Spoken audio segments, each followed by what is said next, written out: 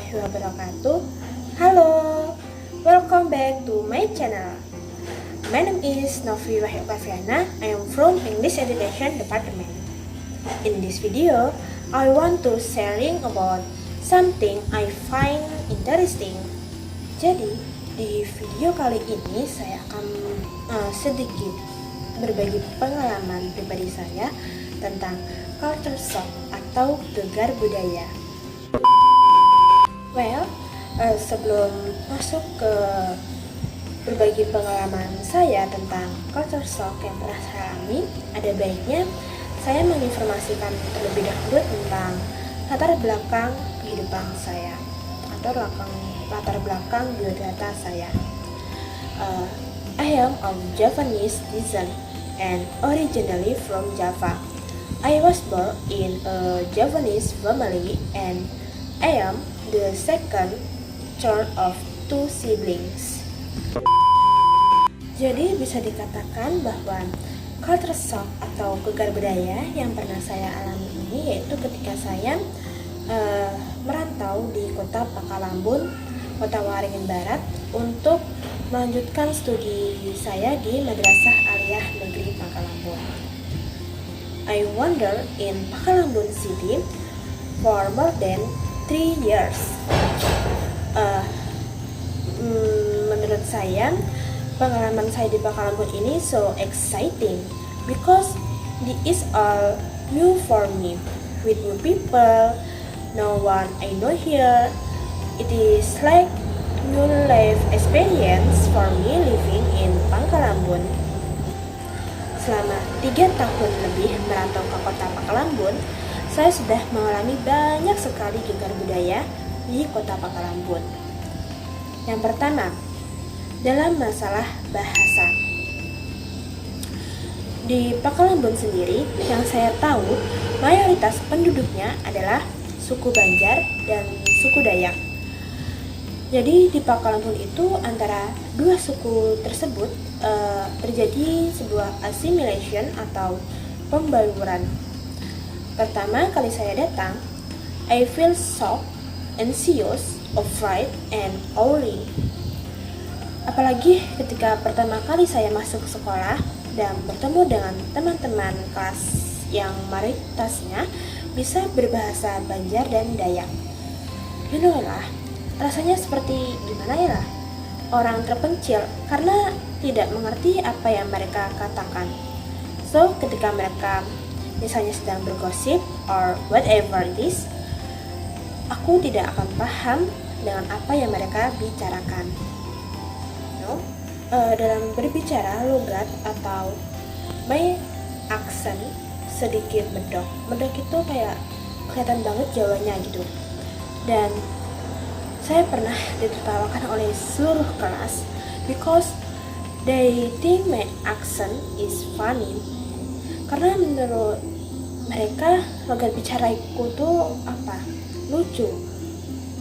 For example, ketika saya mengucapkan kata motor, not motor, itu menurut mereka aneh karena kata motor itu saya tambahin huruf N seperti ini, motor. Jadi ya aneh gitu sih menurut mereka. Terus pada saat itu juga saya berpikir, oh my god, that's really embarrassing. Pada awal-awal itu saya memutuskan jika saya berbincang atau berbicara dengan mereka, saya hanya perlu diam dan tersenyum saja. You know lah, saya masih belajar menyesuaikan diri atau beradaptasi dengan lingkungan saya. Alhasil, karena saya adalah orang yang sedikit sulit untuk beradaptasi, jadi saya membutuhkan waktu beberapa bulan untuk beradaptasi dengan mereka.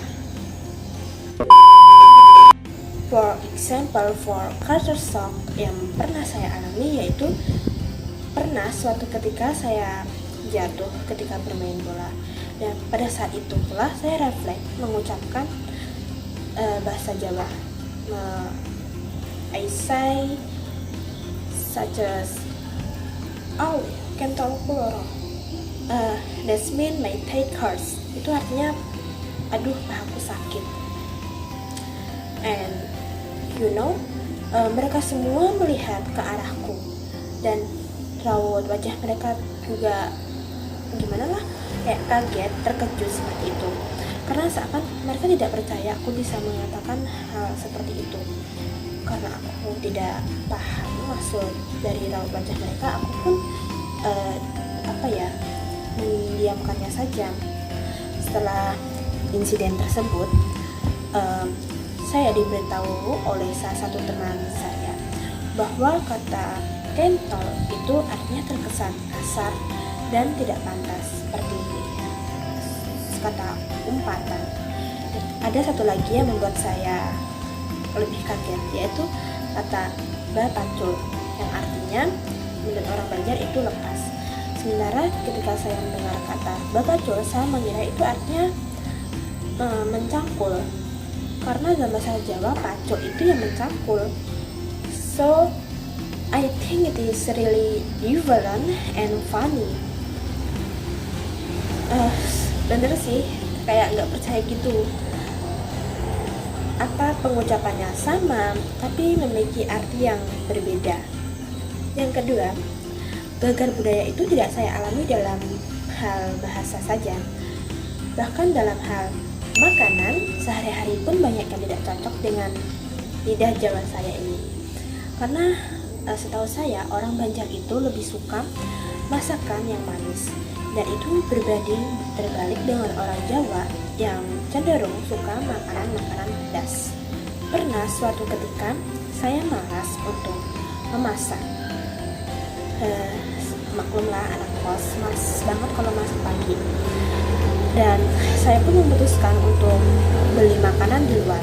Dan saat itu saya memesan pecel, tapi yang pedas. Dan ketika dihidangkan, saya merasakan pecel itu dan memakannya, dan itu manis sekali pecelnya, padahal masa pesan itu pedas dan tidak sesuai dengan pesanan saya.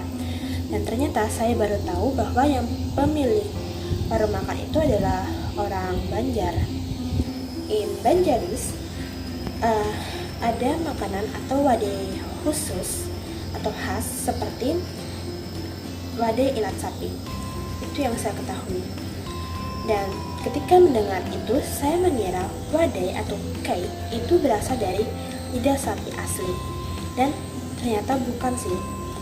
Ternyata wadai ilat sapi itu terbuat dari tepung, gula merah, dan telur. Mengapa disebut ilat sapi? Saya baru tahu disebut ilat sapi karena tampilan roti tersebut tampak seperti ilat atau lidah sapi. Mungkin cukup segitu dulu ngobrol atau sharingnya dari saya. I'm sorry if there are mistakes from what I have said. I am really sorry. Please correct me in the comment below, because this is what I feel when living in Pakalambon. I say thank you for watching and see you on my next video.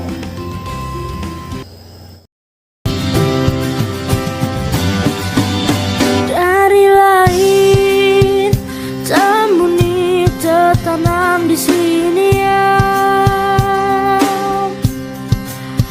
Uma bapak sepupu menyadi di benua